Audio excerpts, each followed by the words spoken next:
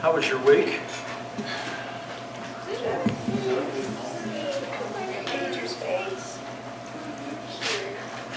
Pray for one of our foreign exchange students, Byron. He was supposed to fly in from New York on Thursday, and Pray for both of them. that never came because of the snow, and so he had to be in New York for another couple of days. And he was going to come yesterday about 8:30, then it got to be 9:30, and then 10:30. And finally got on the plane at JFK about 11:45-ish. And then while they're all on the plane, they said the flight's canceled. They had to clear the plane off. And then he went to customer service, and customer service closed at 12 o'clock. So he stayed all night in the airport there. Flew out in the morning, and he's sitting over there in Cleveland. At least he's in Cleveland. And then pray for Simon. We're not sure if he's going to be coming back here for the next semester. He just pray for some of our international students. They're both 17, and I don't know how would it be to be in China at 17. At least I don't know Chinese, so they don't know English that well. But decisions. Choose wisely the road you take. Life is a series of decisions. And one decision normally opens the door to other decisions, and then we keep going down the road. Decisions are actually fairly basic. It's the ability to say yes and no. If we say yes and no at the right times, life is better. But sometimes, just because you say yes and no at the right times, doesn't mean life is better. Look at Jesus' life. Look at most of the prophets. Just because you say yes the right ways doesn't mean you have an easy life. It doesn't even mean you understand what's going on. So God, give us wisdom in our decisions. We're going to look at a passage in the Gospel of Luke. It's not found in any of the other Gospels. Little is known in the Bible about what exactly Jesus encountered, what his everyday life was, from after basically the Christmas story until about age 30 when he entered the ministry. Other than Mary and Joseph were his parents that raised him, and he had siblings, we know that. He lived in Nazareth. His father was a carpenter, and it's uncertain exactly. I think maybe he was more of a specialized carpenter, some people think. So it wasn't like just rough hewn. He was more of a specialized. But whatever the case was, he grew up in this Jewish family. And as was the custom of the families, they made their journey to Jerusalem 3 times per year for the different festivals. And one of those occasions was when Jesus was 12. Now, at 12 years old, you're just at the brink of a Jewish man, young man. 13 is where he's called a man. So 12 is close to that. And so, what exactly went on prior to this and what was told to Jesus, I don't know about you, we know that Jesus, by definition, never sinned. It was never a transgression. How would you like to have a child that was always right? I don't know how to quite say that. Wow. The child was always, he never, there was no indiscretion. And I'm not sure, so did he ever need corrected?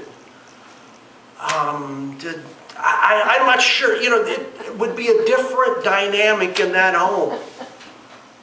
I'm not sure how to exactly even feel that one out and think that one through. But here is this blurb in Luke chapter 2, starting with verse 41. And let's read this together. Every year, Jesus' parents went to Jerusalem for the festival of the Passover. And we know the festival of the Passover. What happened at the Passover? Whereas the angel of death did not strike dead the firstborn of all those that had the blood of the Lamb on their doorpost. And everybody within that home was safe. Now it talks about that the firstborn, all the firstborn children that did not have that in Egypt died. And not only that, but the firstborn of the cattle died. And of all the animals died, of the firstborn. And Pharaoh's firstborn son died. So it came all the way to the king of Egypt. And it was because of the blood.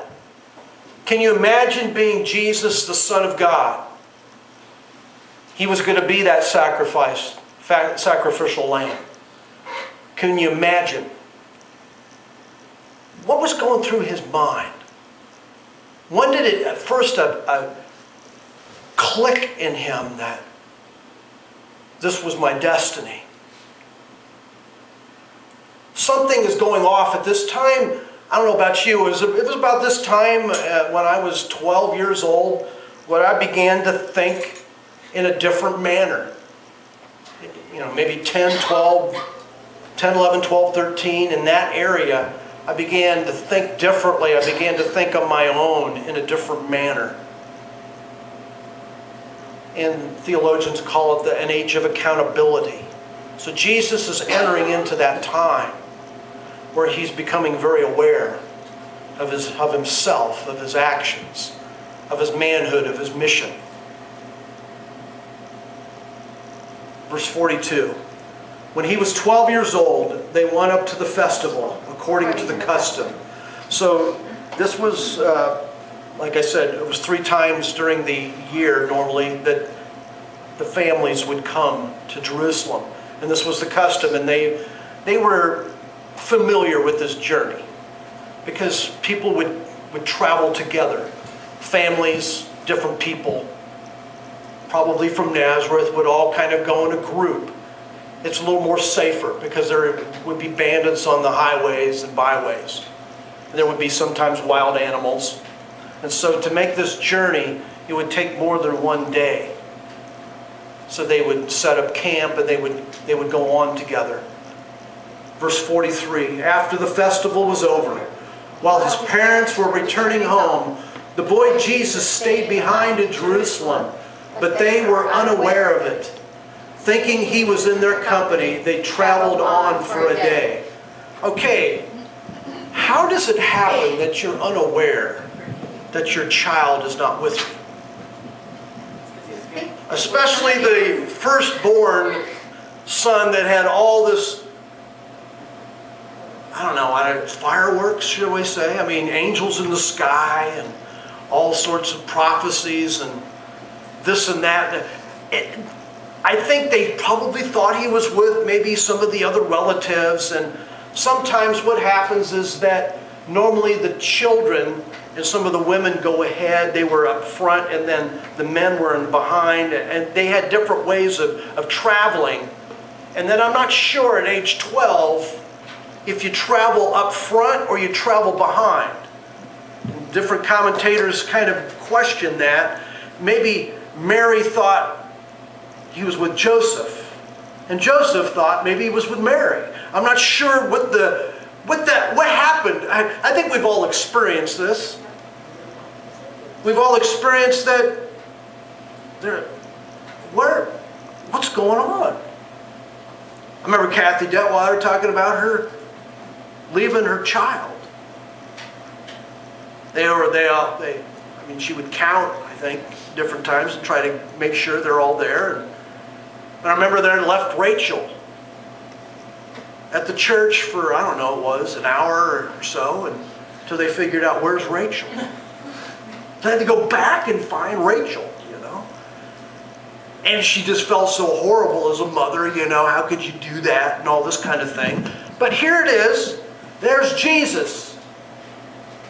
Thinking it was with her, they traveled on for a day. They went a whole day. So there's one day out, and they're going around and they're setting up camp,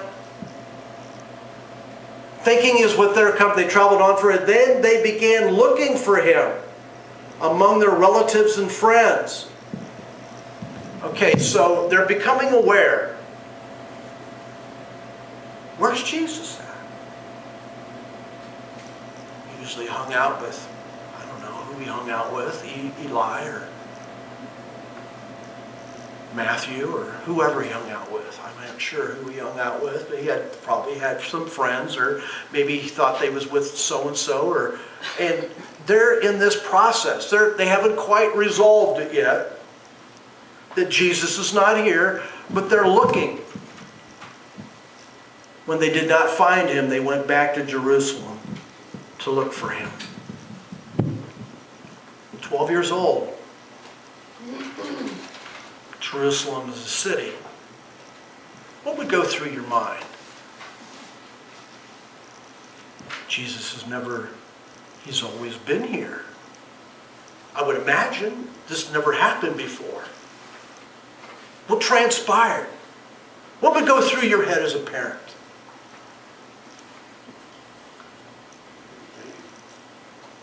Excuse me? Somebody's cooking.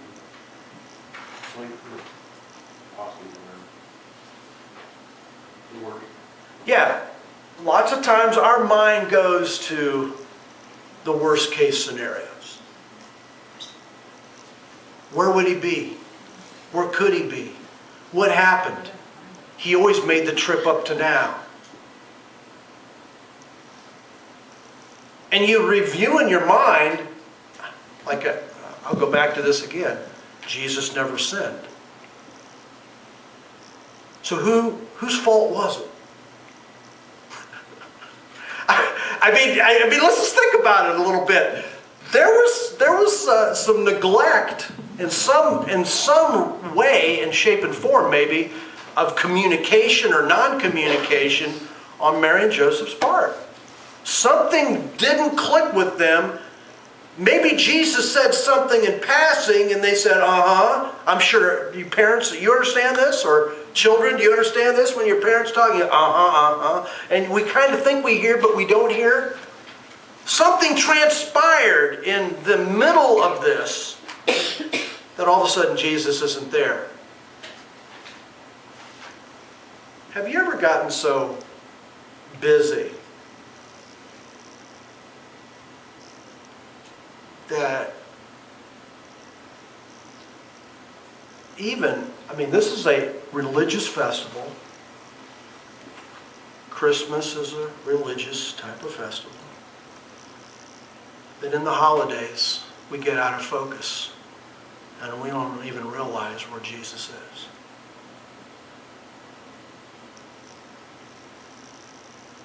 I think sometimes it's easy to get out of focus, that we miss the main thing is that the main thing's the main thing. It's about a relationship with Jesus. And it's so easy to get out of focus. It just is so easy.